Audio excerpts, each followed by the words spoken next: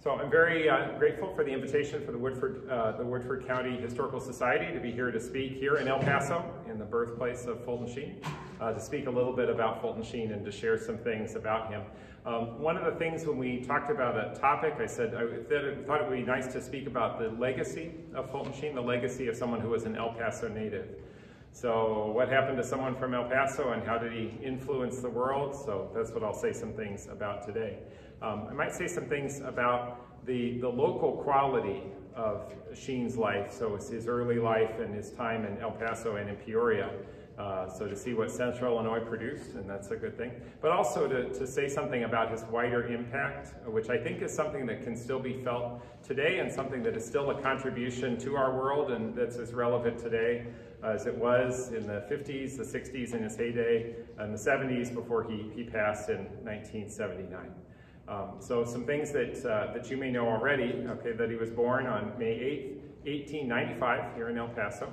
That he was baptized 4 days later, so as we saw from the baptismal record, so here in this parish at El Paso. This is a place where his parents not only dedicated him to Christ, something that would mark the rest of his life, a dedication to Jesus Christ, but also in a special way consecrated him to Mary. He also mentioned that it was here also that his mother presented him to the Blessed Virgin Mary.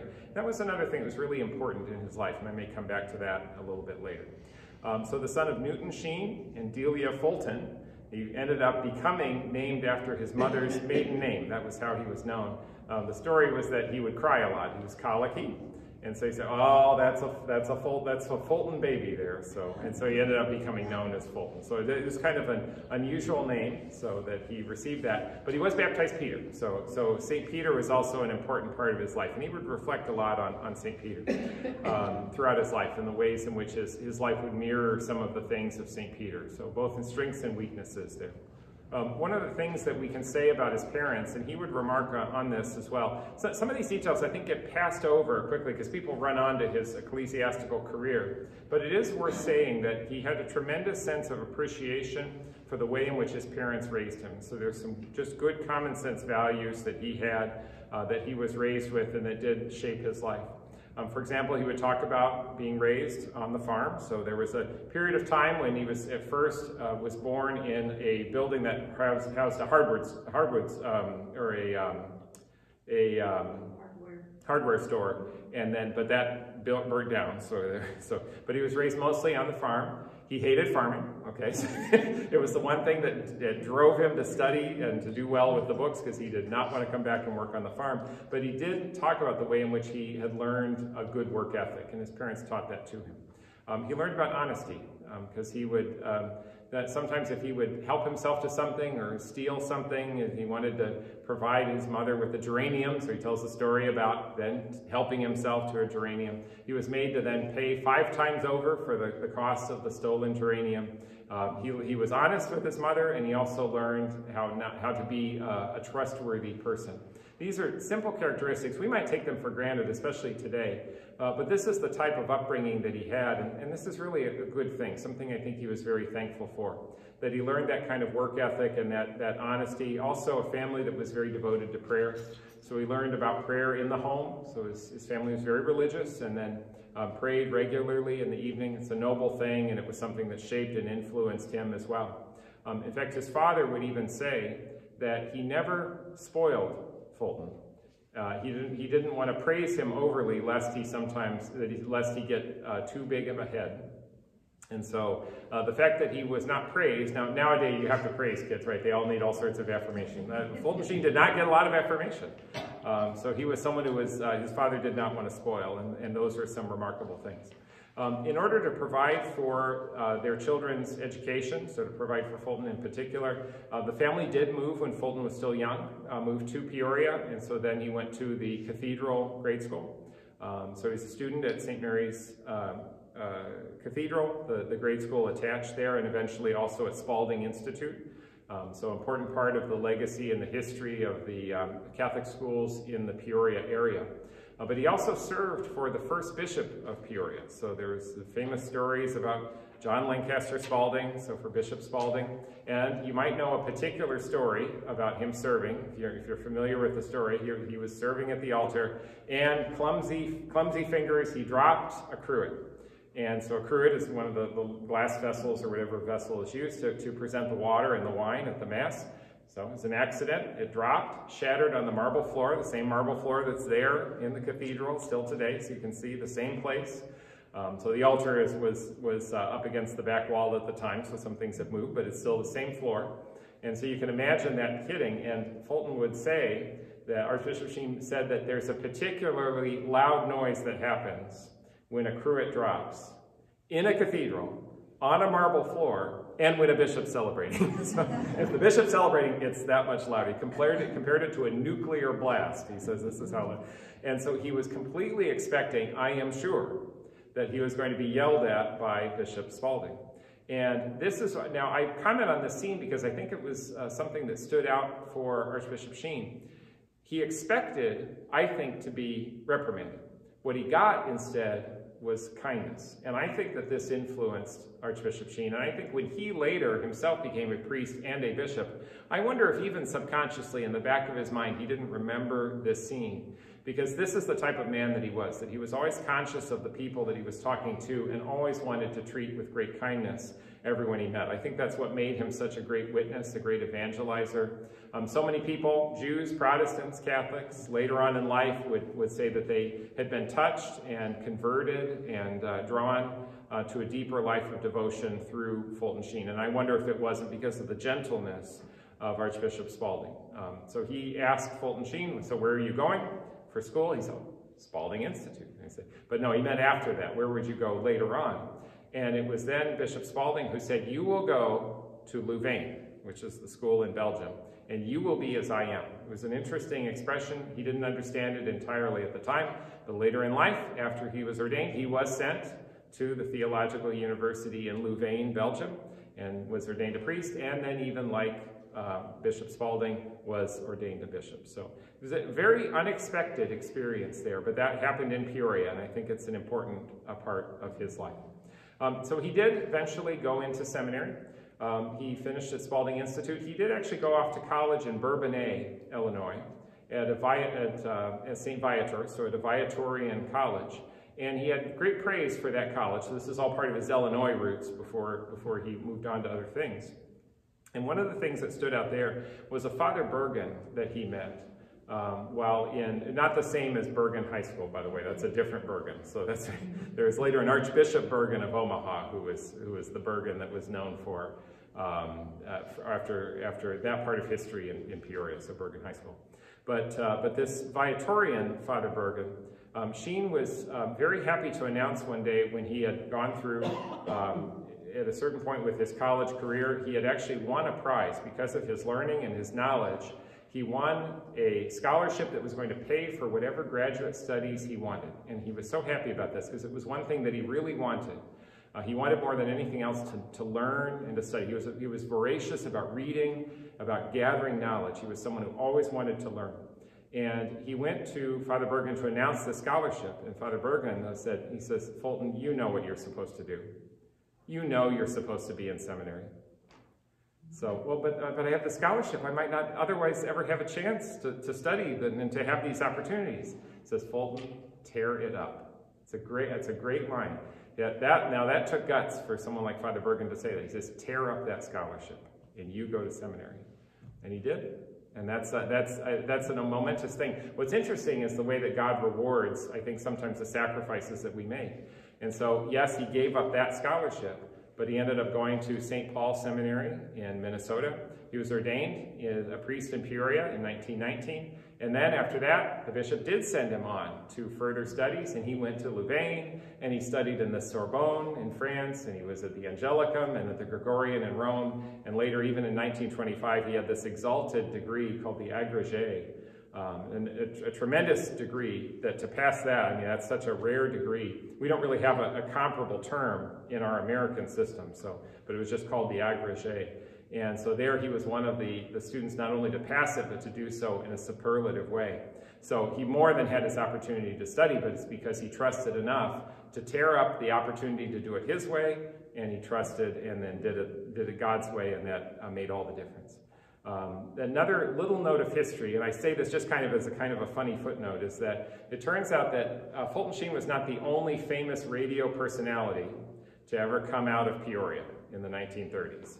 It turns out now, and I don't know how many people remember all of these characters here, but in his autobiography, he comments, he says there were at least 3 famous people who were on the radio in that early time. So the man who became known as Fibber McGee, and the woman who was also known as his wife Molly, as their stage names on radio, they came from Peoria, Illinois. And so they went on to be very famous on radio. And the Andy of Amos and Andy, if you remember that, it's a third famous radio personality from Peoria, Illinois. And then as Sheen would say in his own autobiography, and if the reader is charitable, then perhaps one more. And he meaning him, but he doesn't say that outright. So if you would charitably allow one more famous name, that would be Fulton Sheen. So we know that he went on and then had a very famous radio career. Then speaking on behalf of the Bishops' Conference, it was a time when radio was a very important medium. And so from 1931 to 1950, from 1930 to 1950, he was on a program called the Catholic Hour. So that was a radio program, so he would do a lot of catechesis. But then he went from radio to television from 1951 to 1957, the famous show Life is Worth Living. He went from speaking to about 4 million people regularly on the radio to now reaching 30 million people in homes through television, even going up against the famous Milton Berle. You may know some of the stories that are there. So he was someone who really used the media well, and that was one of the legacies that he had. After that, he was also serving very much the promotion of the missions. He would raise money for the missions. That was an important part of the charitable work that Fulton Sheen did. He participated in the Second Vatican Council, so he was there in Rome for the sessions of the council. He became Bishop of Rochester, New York, a little bit later after that, and then retired at the age of 75. That's just a quick thumbnail sketch. But I think more than just telling his life story, I think the thing that I think is important is to talk about the legacy that he leaves.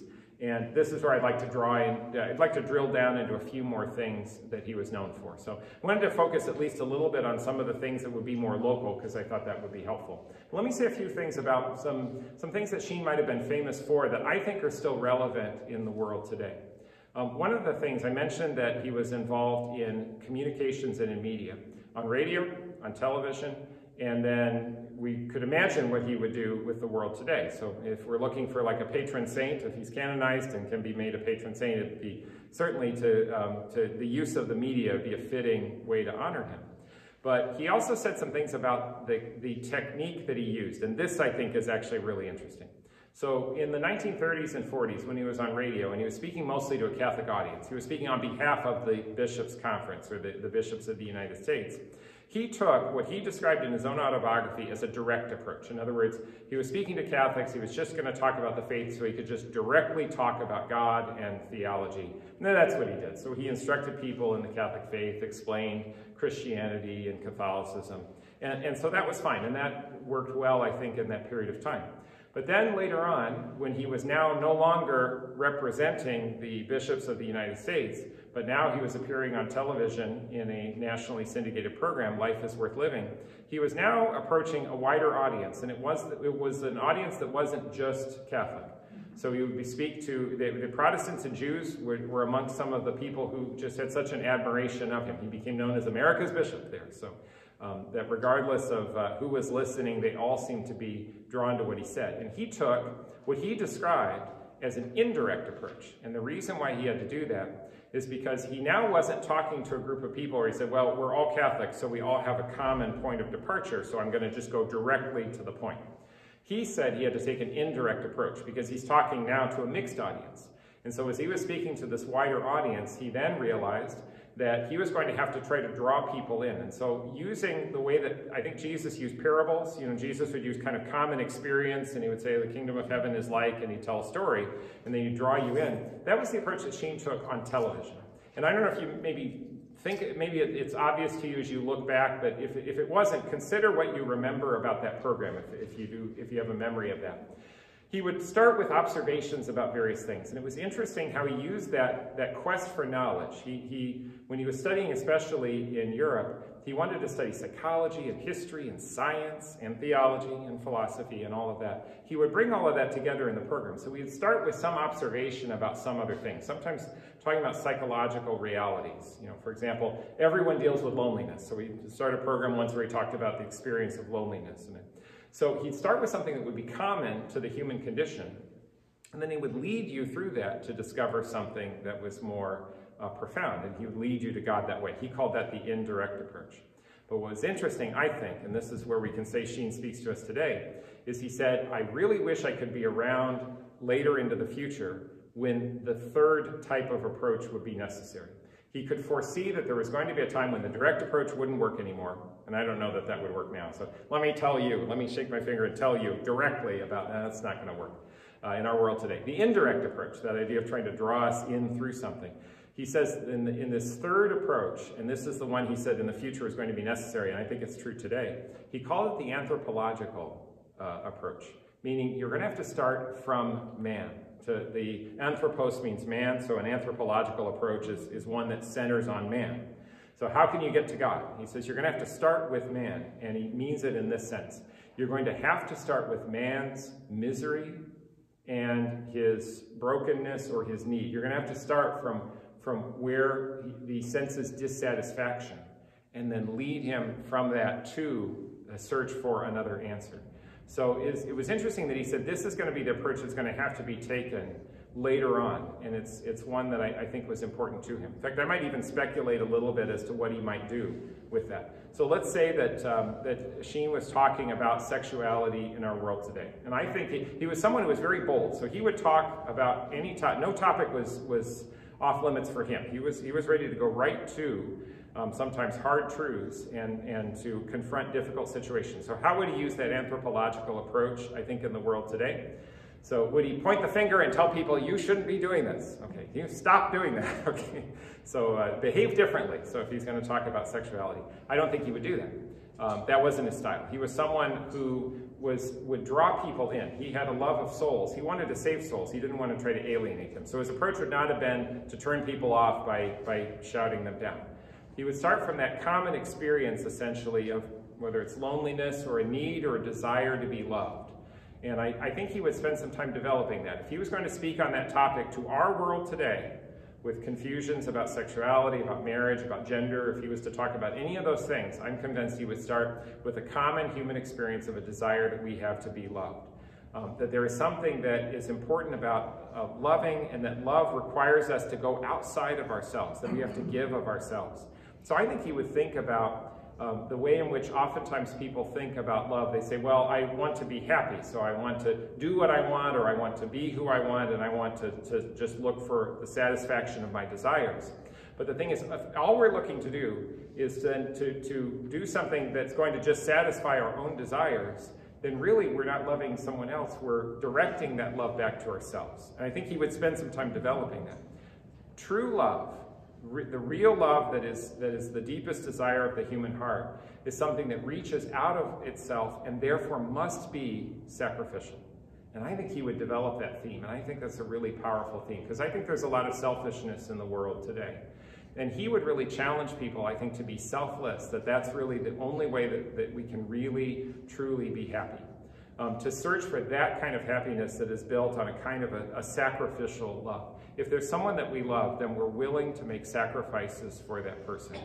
And that's something that he could develop in different ways to talk about the commitments of marriage or things like that. So he might then develop that in different ways. But he also was someone who read tremendously and would bring in poetry and literature, and he could bring in all sorts of things in order to draw people into his point. And I was thinking, what's some piece of literature he might use? And I wonder if he might not take up the story, for example, of Don Quixote. If you know the story of Don Quixote. So Don Quixote was this crazy man that was ready to give his entire life to a noble errand. He wanted to become a knight errant and then to strive for chivalry. And he reached out to a lowly woman who was essentially a prostitute, whose name was Aldonza, and he then appraised her and loved her and elevated her in a very chaste way, in a very noble way, and gave her a new name. and called her Dulcinea. If you know the story at all of Don Quixote, it's really a remarkable story. I wonder if he might tell the story and really wend this story together with a tremendous sense of this pure love, not a base love, not something that lowers the person, but something that elevates the person. He takes her, who has really been taken advantage of and abused. You can say she has been trodden down. She's been taken advantage of and sexually abused and misused. And he then raises her up out of that, and in a very noble way, loves her with a kind of a pure love and affection. And it changes her, because suddenly she begins to see herself differently, because Don Quixote was able to see something different in her. So if you asked her early in the story, she thinks very little of herself.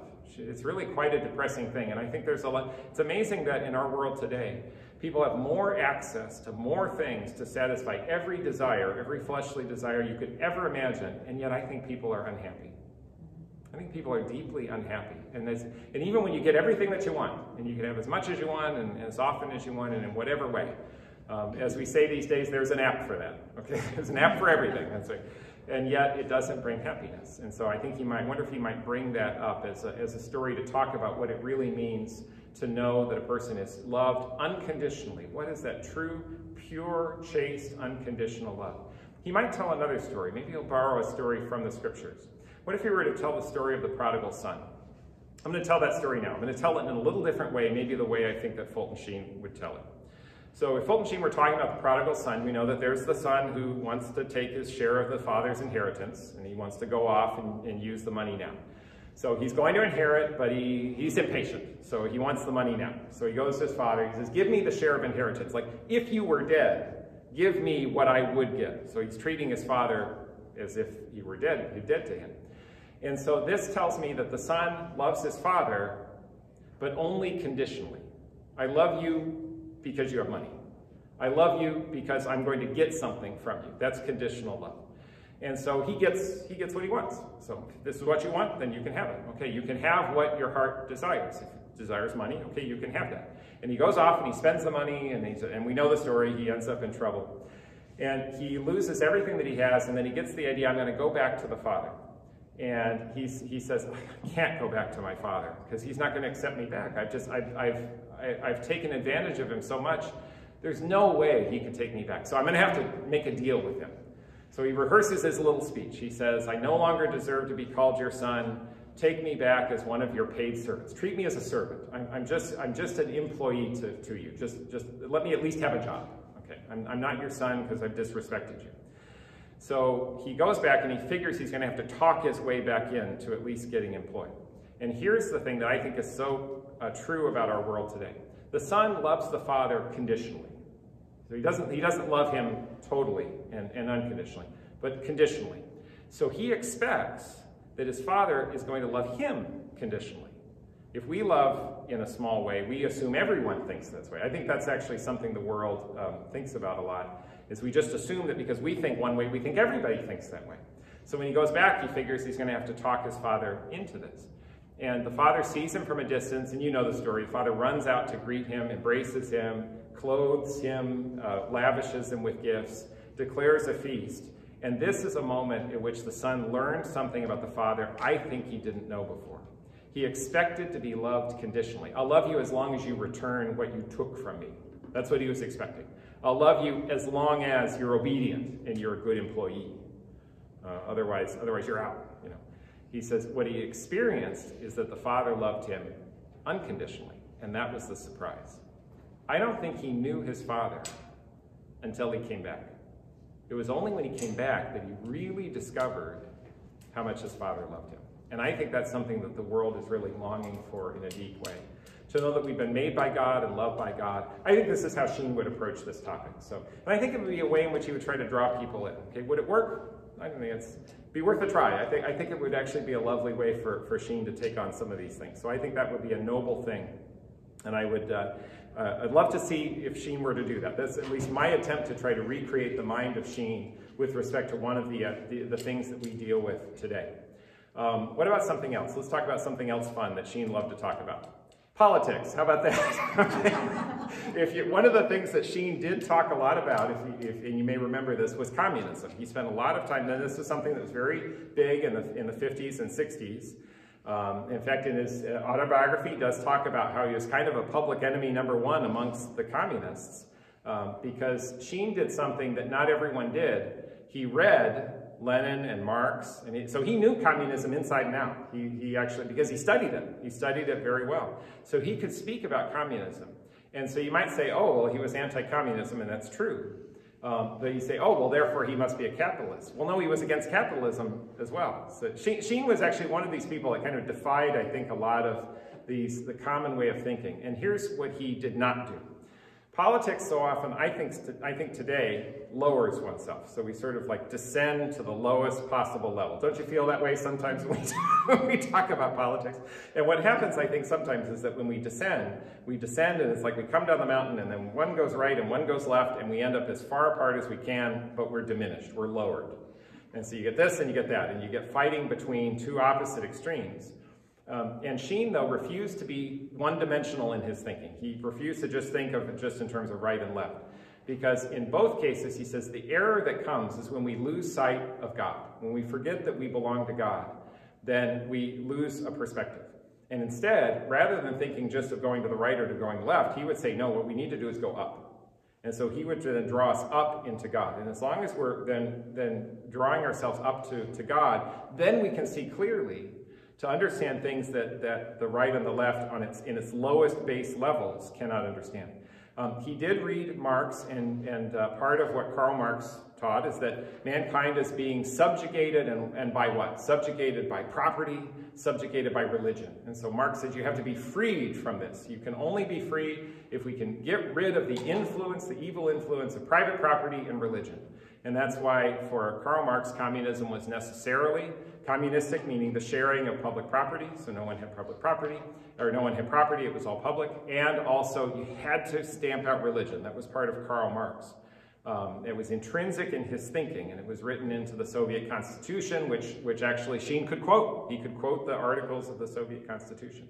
So he was actually very knowledgeable about communism, but he was also equally cautious about just going simply to pure free market capitalism, because the danger is that then you can actually lose sight of the human person as well, just as much as you can when the human person surrenders to the dictator or to the regime. So also the human person can get lost if it's only evaluated in terms of possessions. And that's why Sheen avoided, I think, both extremes, and then challenged us really to live out great charity. So the charity and generosity that teaches us to work for our goods, to engage in the free market, to engage in work, but then to make sure that we're at least as mindful of charity as we would be taking care of the poor. So you don't leave it to the government as if we're going to surrender everything and the government's going to do everything. He would say it was critically important for us to be personally engaged in charity. That's the type of detachment that someone who practices poverty, for example, he would give away the possessions they have. So I work for my possessions, and then I give them away. And Sheen did that in life. He raised tens of millions of dollars for the missions, and he gave it all away. He was someone who practiced what he preached. And so those would be some of the things I think that he would think about with respect to politics. I think he would look at the political world today, and the landscape changes because the names are a little different, and so we put different names on the different parties, and we kind of speak, and the trends change, that what one party is focused on now, and then things are shift over history. So the political landscape is not identical, but I think he would take that same approach. And they would say that on one hand, then we have an interest in trying to free people from oppression. And then on the other hand, we have a desire then how to try to raise people up and to strive for excellence. And I think he would kind of look at these different forces. And I wonder if he wouldn't take some of these things apart. He says there's something noble about wanting to free people from the things that hold them down. So things like poverty or discrimination or slavery. They'd say, well, yes, it's right that we should be freed from these things. And at the same time, it's right that we should try to ennoble ourselves. We should actually work hard, be engaged in industrious hard work, that we should be self-reliant, that we should take responsibility for ourselves, that we should, in fact, grow in patriotism. I think he would actually bring these things together. And he says, when we recognize that we belong not to ourselves, in a selfish way. Selfishness is where we start to lose sight of all of these things. Selfishness ends up creating these divisions that separate us from one another. But when we put those perspectives from the idea that we belong to God and everything that we have ultimately has to be returned to God, then we could bring the most noble of what we see on one side and with its ideals, with what you see on another side and its ideals, and then somehow actually realize that out of all of these things, what we do with our own possessions and property, the way in which we treat one another as a society, in fact, how we see ourselves as individuals, that we can actually grow in a way that is noble. And I wonder if there isn't some way that he might be able to draw us more into recognizing what we have in common than what separates us. But it can only be done, I think he would say, if we put God back into the picture. As soon as we take God out and we just say we're just thinking in secular terms, then we're lost. Another thing that I think Sheen talked about a tremendous amount was his time in prayer. And for him, prayer was such an important thing. He would spend time in front of the Blessed Sacrament every day. He made a promise, and it came from the time when he was in seminary, that he decided to commit 1 hour every day in the presence of the Blessed Sacrament, so going into a church where the tabernacle was in front of him, and he would spend that time in prayer every day. When he thinks about the commandments that Jesus gave to the disciples, there are very few things he ordered them to do, but one thing he ordered them to do on the night before he was crucified was to watch and pray. Could you not watch for 1 hour? So he made a commitment from the time he was ordained as a priest. So from September 20th, 1919, until the day that he died, December 9th, 1979, that's just over 60 years. 60 years in which he consistently and regularly made that daily holy hour in the presence of the Blessed Sacrament. In fact, when he died, as a bishop, he had a chapel in his apartment. So he had the Blessed Sacrament available to him. He died in the chapel in his apartment. So he was there before the Lord. I think that when a person spends that much time before the Lord and that much time in prayer, I think he's someone who really gets to know the Lord. I don't mean know about the Lord. Lots of people know about the Lord. Okay, you can take a religion class or a theology class and you can say, okay, oh, I know all about Jesus. Okay, yeah, okay, you know about him. Okay, but do you know him? And that's where, to know him, to know a person means you spend time with them. And I think that's because he spent time with the Lord, because he knew the Lord in a personal and a dynamic and a real way. I think that gave him tremendous insights. I think he was so insightful because he wasn't just talking out of some clever ideas he had, but it came from his own experience of the Lord. In our world today that's so active and so busy, and you can't even have young people sit down and just sit quietly for 2 minutes without picking out their phone and doing this. You know, they have to do this. They can't do that without just to have even that bit of quiet time. It is so difficult, maybe more difficult today than it was even in Sheen's time. But boy, how important that is, to have that time of recollection. We get so busy with activity that prayer, which seems so passive, it's not passive, but it's not filled with, I've got to accomplish this. It's something that is very transformative. I think he would then spend that time praying, and that tabernacle lamp, that red lamp would be burning, and it's just a tiny little flame, the tabernacle lamp above the tabernacle. And I wonder if he didn't think of that the way that Peter spoke of that in his second epistle, when Peter said, you would do well to be attentive to this prophetic message as to a lamp shining in a dark place. And just in the quiet dark of the church or the chapel, looking at the Blessed Sacrament, seeing that tiny lamp, it becomes then something to be attentive to, shining in that dark place until the day dawns and the morning star rises in your heart. And I wonder if that didn't happen with Sheen. He was someone who was known in particular not only for holiness but great humility. He had many people who attacked him in different ways. He suffered a lot. And he thought of himself, he thought of his priesthood as being united with Jesus Christ as a victim. So the idea of suffering with Christ was something that he personally believed in and he personally experienced, and yet he did not complain. In fact, in his autobiography, he goes out of his way not to disparage anyone, even some of the people who were said some of the meanest things about him.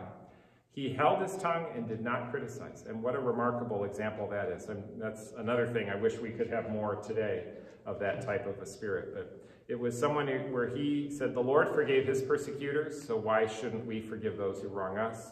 If we want the Lord to throw our sins away, then we certainly need to be ready to throw away our own self-righteousness. That was important to him. So these are some of the characteristics that he had. Someone who was smart, intelligent, Eloquent, he certainly was. But more than that, because I think the witness of his life came from his integrity. It was an integrity that came from some of the family values he learned here in El Paso, in Peoria. But it was something that he practiced throughout his entire life as he really surrendered himself to God to be a faithful servant of the Lord. And I think that's what drew so many people to him. I think he was inspiring to them because of that example and that witness that he gave. So he'd be on television. I don't get to wear, I'm not a bishop. I don't get all the fancy clothes he would get. So, but I did wear my cassock, so that way, maybe in some small way I could imitate as Sheen would be on television with his sweeping gestures and all of that, but also with the holiness and the integrity of his life, that he knew what he said. He knew our Lord, and when he finished every program with this statement, he knew that he was speaking something he recognized from the Lord and that he wanted to communicate to his audience the love of God, and so he would say, God love you. So that's an important thing. So at this, I'll let that just be the conclusion to what I have to say, so of the comments I had, and I wanted to leave some time for questions. So I kind of leave it, and this could even be things about if you just like more information, even about where we are today. I didn't talk about that, but I'd be happy to talk about even the more recent evolution of the cause. But any questions you have, happy to discuss them. Yeah. I'm curious about, because I thought that they were working towards making him a saint. Yep. And then I haven't heard anything for a while, and I'm wondering what's going on with Yeah, that. that's a good question. So Beth said earlier that I've been involved in the cause all the way back to 2002 when it opened. I was there when it opened, and so I've been involved in different ways. I worked in Rome in the Congregation for the Causes of Saints for a period of time, so I've been involved in different respects with this cause for a long time. In 2019, at the request of the family, the body of Fulton Sheen was moved from New York to Peoria, so Fulton Sheen lies in rest in the cathedral in Peoria. And it was also in 2019 that the miracle that had occurred, the healing of the child who had been without heartbeat or respiration for 61 minutes. If you've heard that story, I can tell that story too. The child recovered without any brain damage, without any negative side effects. That miracle was approved also in 2019 by Pope Francis. And so after that, then the Diocese of Peoria was ready to start planning the beatification. We had tentatively planned for September 20th, 2019, which would be the 100th anniversary of Sheen's ordination. That was the date we were hoping for. But the problem was, though, at the same time, several things were happening in New York. So there was, the legislature was passing a waiver in the statute of limitations to allow people to go back as far as they want to bring accusations against any priest or bishop about sexual abuse. Also at the same time, the Attorney General in New York was starting an investigation, as has happened in Illinois and elsewhere, into all of the activities in the Catholic Church about how abuse was handled. And also the Diocese of Rochester, where Sheen served as bishop, was, on account of this, having to declare bankruptcy. So you might imagine this was all a cause for tremendous turmoil. And so there was some question brought forward, some documents were produced to say, had Sheen ever mishandled any cases? And there were 2 priests that were mentioned, and the question was, did Sheen do anything wrong? And the question was brought up, and so then Rome said, well, we better wait. And so the September date passed, but some of the people who had been working on the cause in Peoria, we went over to Rome and presented the case to Rome to explain. He says, we can actually document these cases. So we have 2 priests in question. In one case, there was a priest who was of the Diocese of Rochester. He had abused, and we can show that Sheen took action right away to get him out of ministry. Later, he was sent for therapy, which he never completed. He was never allowed to serve as a priest again. He eventually was laicized. But the point is that Sheen got him out of ministry and did not let him back in. The second priest, so we went through and we could document what happened there. So the priest who had some history of some abuse, I think with adults, if I remember correctly. And he had been serving outside the Diocese of Rochester, and he asked Bishop Sheen, I'd like to come back in. My mother is ill. I would like to come home, and I would like to serve as a priest in the Diocese of Rochester. And Sheen said, no. And we could document that when the priest came back and was taking care of his mother, Sheen never assigned him. Unfortunately, after Sheen retired, the next bishop of Rochester did assign him, and then he abused. So that's it. But we could go through and with more careful study document that to show that Sheen got one person who had abused, got him out of ministry, and another one who had abused, he would not let into ministry. When we demonstrated that, Rome was satisfied with that information. And so then we scheduled December 21st, 2019 as the next date for beatification, and we were coming up on that. But then there was also concern. I says, what if one of these other investigations produces something? So they said, what if a totally unknown accusation comes forward of which we know nothing? What if someone says something? What if another accuser comes forward before the bankruptcy proceeding? So out of just a sense of caution, not knowing what might come forward that was unknown, then the sense was we need to wait. Now, what's happened since then is the bankruptcy in Rochester is coming to a close, and claims have all been reported. And the waiver of the statute of limitations has come to a close in New York, so there's no longer the open window for anything to be presented. And we actually hired a New York law firm, one that works with the Catholic Church in New York. So the Diocese Superior retained them and said, we'd like you to study all of the cases and tell us, is there anything in any of the filings? They went through every filing of every case presented in Rochester and every case presented in any criminal court in the state of New York, and none of them implicated Sheen in any of the accusations that came forward. So we said, so we actually could show through legal filings that there was a clean bill of health. Sheen is clean. That's the line I would say, so there's no question about that. So I think we could go forward, except that the only thing remaining is if anyone's fearful of what the Attorney General is going to produce. We know what materials have been found, so we know that there's nothing there, but if it just is going to help avoid any consternation on the part of the bishops in New York who might be concerned about it, if we have to wait just to make sure that that clarity is achieved. But the point is that the cause itself, the goal has still been to move that forward, but we've been kind of waiting to make sure that no obstacle has been found or had been found in order to make sure nothing was questionable. So my job is to continue to promote the cause, which I'm doing, and I'm happy to speak about that and to explain the details. That's maybe more detail than you wanted to know, but that's what's happened since 2019 up until today. And in fact, the new bishop of Peoria, Bishop Tilka, he did go to Rome in September of 22. And we actually presented again. We went and we appeared in front of the Cardinal and Saints, and we presented in front of the Cardinal Secretary of State in the Vatican. And then just presented, by the way, here's the lawyers that have shown that there are no other accusations were brought forward, so we can show that. And they were very happy to receive all of that, and so there's no difficulty from the standpoint of Rome. So the question is just one of whether or not we have the full support of the bishops in the United States, or whether there's some cause for concern there. So that's where it stands right now. I'm confident Sheen will be beatified. In fact, if anything, I would say that Sheen has been subjected to more scrutiny than any other cause I can think of in modern history.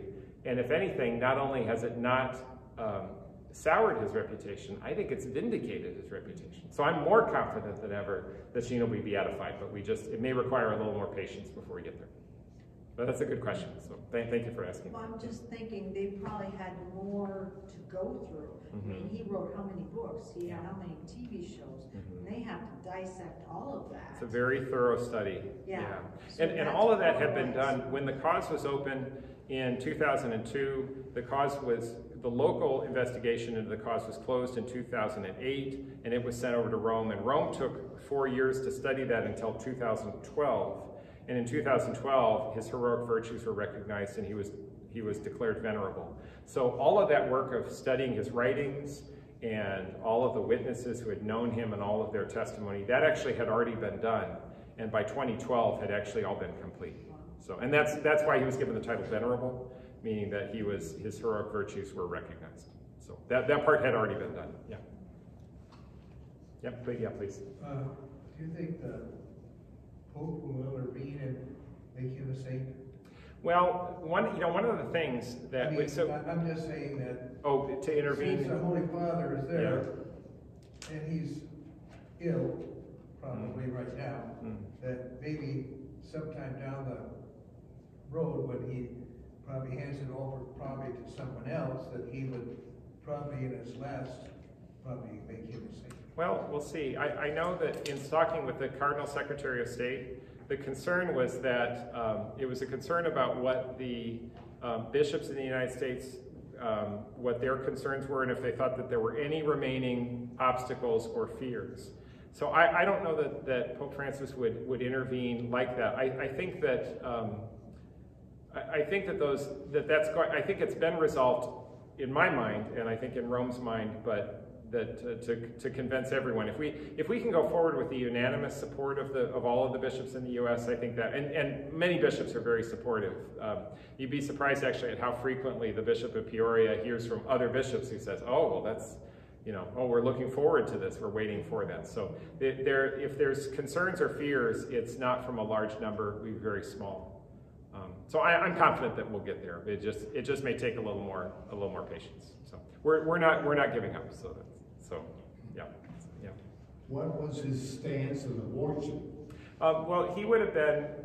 He did speak about abortion.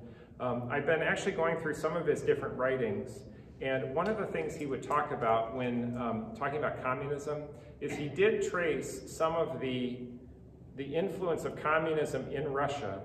And he says at a certain time, especially in the 1930s and the 1940s, there was a period of time when under communism, in order to be as sort of anti-religious as possible, abortion was very much promoted and divorce was promoted, was made very easy. But at a certain point, in Russia, they began to realize how damaging that was to the fabric of their society. So oddly enough, that began to be reversed in Russia by the 1950s. So just saying that it wasn't good for the state. At a time later on when it began to be on the rise in the West. He was very critical of abortion and the idea that we would respect the integrity of the family, the importance of children, the importance of human life. He would vigorously defend that. And he would be interesting in that he would bring historical perspective to that. This is where, as a student of history, he was so knowledgeable and could bring insights from historical. So I was actually just coming across this just this week, reading some things in writings that he had about communism. Yeah. So he would definitely not be favorable to abortion. He would want to uphold the sanctity of life and respect for life. But he would do it in a unique way, in a very Sheen way, which is what he would do. So yeah, question. Yeah. Regarding what you call his third approach or anthropological approach, sounds a lot like what we call like post-liberal thought today, for starting to become that. Do you have any further readings or where he spoke about that? The place where he brought it up is actually in his autobiography, Treasure in Clay. What was that? Yeah, his autobiography is called Treasure in Clay. Okay. And when he would talk about it, I know I'll find the reference for you before long. If I don't find it right away, I'll find it before I leave today. Sure. Appreciate it. But he would speak about other. So whether he mentioned that in greater detail later on, I don't know. That's an interesting question. So he mentions it in the chapter.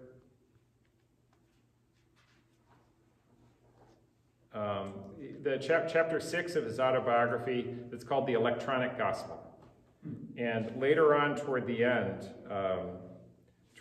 of that chapter, so it's where he was talking mostly about radio and television. I often wish I were younger so that I might use this third approach which I had mentioned, namely starting with the unhappiness inside the human heart. The audience is always there, the opportunities are ever present. There is a need to take hold of tortured souls like Peter, agnostics like Thomas, and mystics like John, and lead them to tears, lead them to their knees, or to resting on the Sacred Heart of Jesus. Yeah, he wanted to reach out to the tortured souls, as he would say. Yeah. Anyway, but chapter 6 of his autobiography is where he mentions that. Yeah. Okay. Yeah. Did he ever take sides on politics?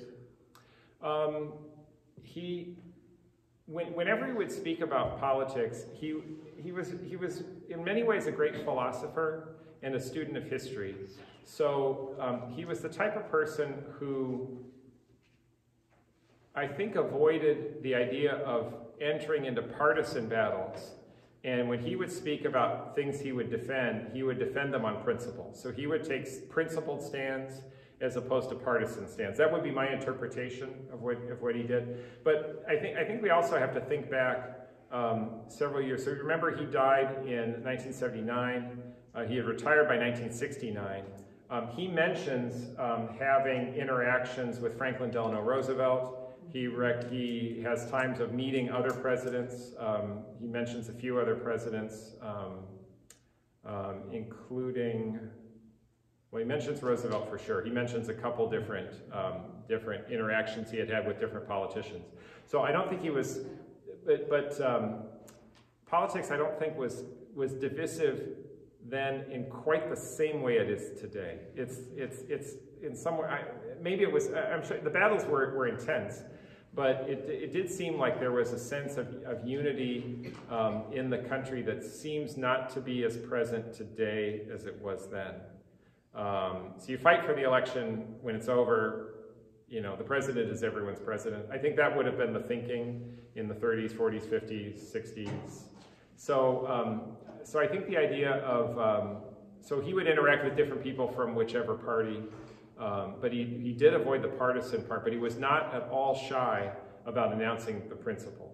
And the principle involved he could use to criticize, he could have positives and negatives to say about Democrats and Republicans at different stages.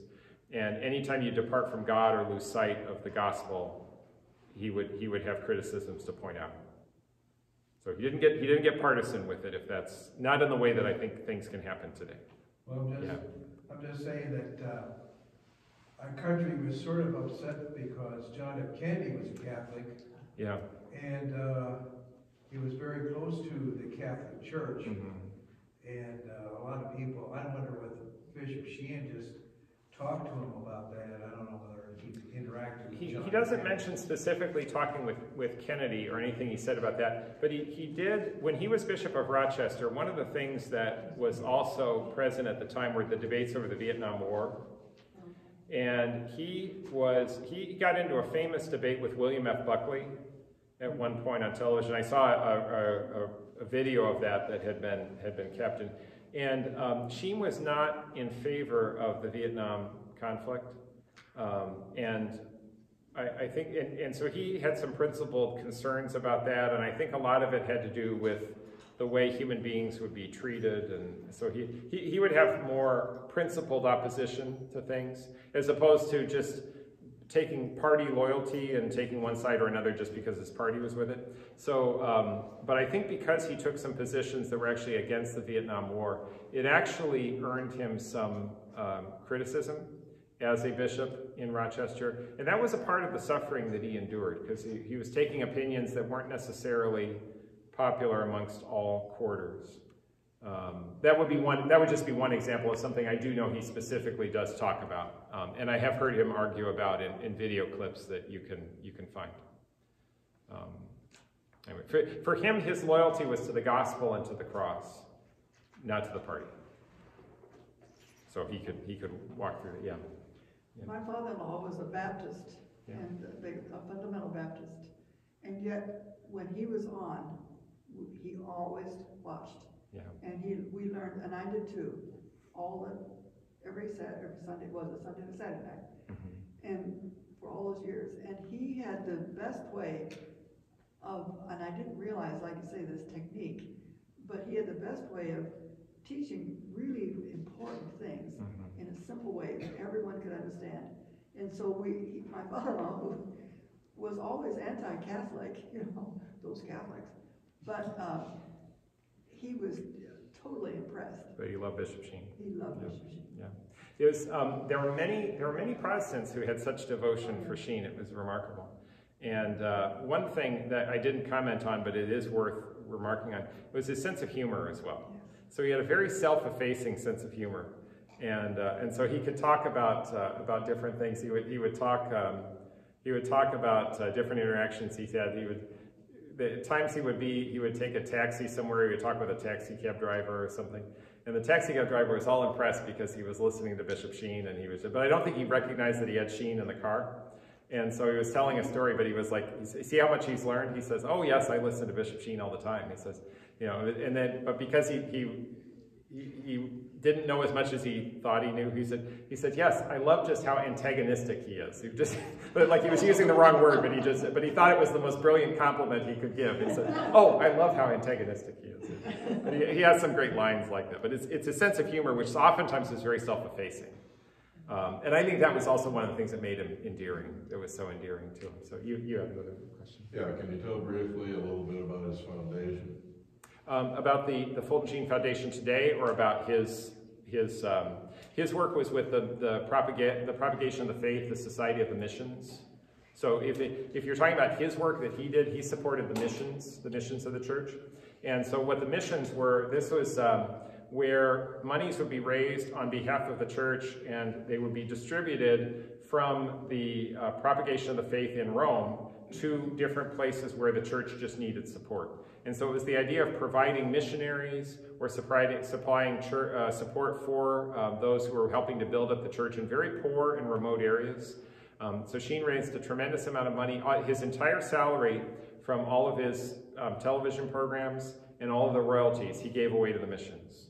And as a result of that, he would travel sometimes to some of these places as well. There are pictures of him traveling to some of these distant places. But this actually allowed the church to be built up throughout the world. So when he worked for the missions, he even commented, he said one of the great privileges that he had is that instead of then taking care of his parish was the world. That's what he said. So he was just, yeah. Because he had the whole world to take care of. And he actually loved the fact that he could say he was ministering to the whole world when he was raising money for the missions. So it's a great part of his life. So, yeah. Is any of his family here tonight? He has family throughout the central Illinois region. Okay. I remember him coming here. I grew up in this church, and I think he was here twice. That I remember. The last time I think he was here, he married Clarice Clary. Oh. I can remember I was the 63 one, but he also, I went to confession with him, and he made one of those prophecies with me, you know? Yeah. It scared the bejeebers out of me. So I know it has to be after 63. Sure. But I wasn't, you know, I just wondered. I always was impressed when he came because he usually stayed with family, I thought. I know there are people who talk about him coming back and presiding at commencements at Spalding or Bergen or at the so. Because the Sheens went to there, but the Fultons were back here. Yeah. So. I'd like to make a comment on direct or indirectness and principles and anthropological approach. In the case of when I saw him and I look and I reflect back on it, I don't think I realized the indirect approach that he was originally taking, but once he got past that indirect approach, then he was very direct to you. Yeah. And at that point he had great clarity too. And his tonality and everything ended up providing a very forceful argument. It's like his power of his being there was very forceful in itself because he had great presence. Okay? It was once he could win the audience over, then he can take them to the next conclusion. Yeah, and that was that brilliance of that indirect approach, of bringing you along into. And as a child, I didn't understand that indirect approach, but reflecting back on what you're saying, I could see that. What's interesting is he didn't explain it; he just did it, which is actually one of the great skills of someone who is a good orator like that. So he had that wonderful approach, and I agree with everything you said as my recollection as a child. Okay, and then when I think about the anthropological approach, here you get back to what it seems to happen is we're abandoning our essence of humanity, and it's because of that abandonment of the essence of humanity. It would be so terribly important to get back and then have that as the foundation for your argumentation. Yeah. And I think he would also recognize that what's happened in his lifetime, and that he saw the beginnings of it during his lifetime, and now we are reaping the ill effects of it, and that is that we've abandoned God. Yeah. And then in the abandoning of God, all of a sudden these other first principles fall also. And then also what happens is you get such separation between the different forces that there's no chance for any kind of compromise. Yeah. He might just go back even to think about the original sin in the Garden of Eden, and as soon as we wanted to reach out our hand to do it our way, then we find ourselves alienated. Not only alienated from God, but filled with guilt and shame like Adam and Eve, and then alienated even from the garden itself. So yeah, there's a tremendous sense of loss, alienation, pain, frustration that comes from trying to live apart from God, and he would definitely point that out. Yeah. How did you become involved? I was appointed to, so I was working for Bishop Jenke at the time that the cause was opened. So I was present when we had the opening session and the oaths were sworn and all the initial people then took up their responsibilities. Later on, I was sent to study canon law in 2004. And while I was studying canon law, I took a class in the canon law governing causes of saints. So I came back in 2006 and was able to help in some different ways. When the miracle, the alleged miracle occurred, that happened when the child, James Fulton, was born in 2010. And so in 2011, we carried out the investigation. I was the one that did the investigation. So I did the investigation into the miracle, and that was done in about 3 months, hearing witnesses and gathering medical evidence and testimony. And then that was 2011, we did that investigation. By 2012, I had been invited to go over to Rome to work in the Congregation for Causes of Saints. So I was working on many different causes, but I was there when some of the work was done on the Sheen cause. So in a sort of an indirect way, I was around when it happened, but I wasn't directly involved in that case, but I was in the office. And then 2015, I came back, and in just this last April of 2023, Bishop Tilke asked me to take on the role of executive director of the foundation. So I've sort of had my hand in various things over the last 20 years. When the body came back from New York, I was in O'Hare with the funeral director. We picked up we picked up the shipping container. So I was there when we went from O'Hare to Peoria for the transfer of the body to St. Mary's Cathedral. Thank you for all your work. Oh, sure. And one thing, if you haven't seen the website celebratesheen.com, that you can go there, and that has information about the cause, and that's any of the information that you see in the back of the room that you're welcome to pick up. And also, if you find yourself in Peoria, come by the cathedral and visit the tomb. Check on what the hours are, so we make sure that the tomb is open and accessible. But also Monday through Friday during regular business hours, you can go to the Pastoral Center, and there is a lovely museum that has just got a tremendous number of resources there. So it's an opportunity to see things that are connected with the Sheen cause. Sheen's parents are buried at St. Mary's Cemetery in Peoria. It's all described on the tour book. So there's a pilgrimage guide you can walk through. You're at one of the stops now. That's El Paso. But you can make the other stops in Peoria and see those things. You can see on the tomb, as Sheen requested, that one day he said, "I hope that on my tomb is written JMJ." And it is written on his tomb. So the letters JMJ, as he wrote on every chalkboard and every piece of paper that he had for years, the JMJ is written also on his tomb at his request. So it's mentioned in the autobiography. This isn't really a question, Sure. but what impressed me too is there's a picture of him and Pope John Paul II. Yeah. And how Pope John Paul II he was in awe of him, you know, and not the other way around. Yeah. You know? They would have met at Vatican II. So at the time, John Paul II was a bishop. Okay. He was one of the council fathers of Vatican II, and so was Sheen. So they met. Yeah, they met actually at Vatican II. So John Paul, Carol Wojtyła knew Fulton Sheen. And when he came to visit the United States in '79, just about 2 months before Sheen's death, John Paul called for Sheen. He says, where is Fulton? Where is Archbishop Sheen? And Sheen was not in any place of prominence. They had to go get him. So that's and he had heart surgery by that time, and so his health was not good. But John Paul welcomed him back out, and you might say Rochester was a very tough time for him. Rochester was not an easy diocese for him to serve in. And then in the last 10 years after he retired, so he lived for 10 years after he retired, And during that period of time, Sheen was never in the limelight the way he once was.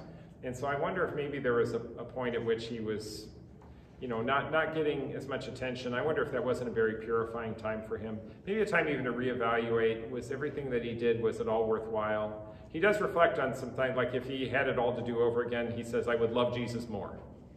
I didn't love him enough, I could love him more. I would love him more. If I had it to do over again, I would love him more. And so there was maybe a time in which he was kind of thinking, you know, what was all of this for, you know? And then just before he died, John Paul greeted him and then said to him, you have written and spoken well of our Lord Jesus. You are a loyal son of the church. And for someone like Sheen, I think hearing John Paul, hearing the Vicar of Christ say that to him, in some ways was actually a wonderful validation of, I think, of his entire life. And it was a validation that I think maybe could only come from the Pope, like only it was by his authority that would... How long after that meeting did he die? That was October of 79, and then he died on December 9th of 79. I think I forget exactly the date in October, but as I recall, it was October 2nd, 1979, and then December 9th so it'd be 2 months and a week before he died. Yeah. With his exposure to Europe and Italy and France, did he ever become fluent in any of those languages, or was he there too short of a time? No, he did. When he he would have, in that day, much of what they would have studied would have been more Latin. So the instruction would have been in Latin. But he also knew some French, and he knew, and I believe, some Italian. He mentioned that when he was preparing his television program, he would work on this, because he didn't use notes. So he was better than I am. I have notes. He didn't have notes. And so when he would give his talk, and he would just speak, and you know, in a half-hour program, and it was amazing how he did that. But to practice for that, he said he would rehearse hours and hours and hours for every 1 hour that he was teaching or speaking on television. And to practice that, he would actually speak with one of the stagehands or one of the people that he knew. He would try to give the talk in French or in Italian. He says that it wasn't because his French or Italian was that good. He was just trying to articulate the same ideas in a different language to make sure he had it down. Yeah, he did. So that was a tech. I don't know how many people knew that, but he did talk about doing that. So he at least knew enough French and Italian that he did have he was conversant at least in those languages. See, can I just stop for a minute? There's some people need to get going. Yeah. Is it okay if there's someone that still want to talk to you that they stick around? Yeah, very good. So why don't we just conclude this, and I just thank you for your attention. Thank you for having me here.